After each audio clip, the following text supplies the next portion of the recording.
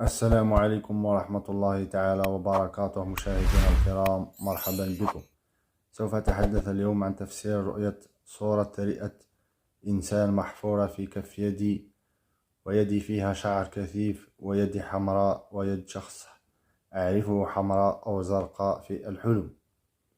سوف أتحدث بصيغة المذكر، ونفس التفسير للإناث، وإذا خصصت فهو لما خصصت له.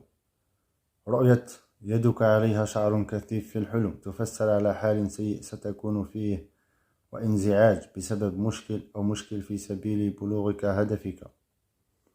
ورؤية يدك حمراء في الحلم هو صدمة ستكون فيها بسبب ظروف ما سيئة ومشاكل أو مرض، أو بسبب مرض. وإذا رأيت في حلمك أن اللون الأحمر اختفى من يدك، هو أنك ستتجاوز ذلك الحال السيء الذي ستكون فيه. ورؤية شخص تعرفه يده حمراء أو خضراء أو زرقاء في الحلم تفسر على حالة نفسية سيئة سيكون فيها بسبب ظروف ما سيئة أو مرض، أو بسبب مشاكل أخرى. ورؤية صورة رئة إنسان محفورة في يدك في الحلم تفسر على أنك ستمرض، وممكن في رئتك أو في موضع آخر.